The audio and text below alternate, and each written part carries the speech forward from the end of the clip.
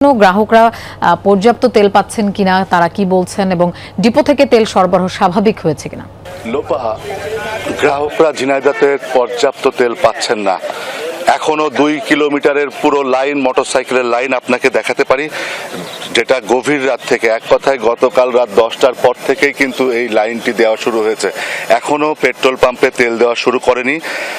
কমপক্ষে এখানে 600-700 মোটরসাইকেল অপেক্ষা করছে। তারা অনেকেই রাত জেগেই কিন্তু অপেক্ষা করেছে, এমনটি তথ্য আমাদের কাছে আছে।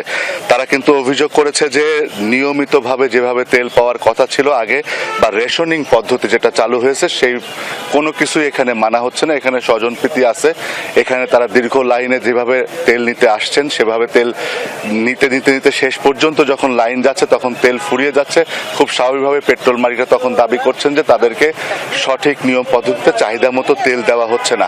সেই সব কারণে কিন্তু প্রতিনিয়ত যে তেল প্রত্যাশীরা আছে তাদের সাথে ভোগান্তি বাড়তেছে। এই ভোগান্তির সাথে কিন্তু এই লাইন দেওয়াকে কেন্দ্র করে কিন্তু তাদের ভিতরে বিভিন্ন সময় বাকবিতণ্ডা জড়িয়ে যাচ্ছেন, অপ্রীতিকর ঘটনা ঘটছে।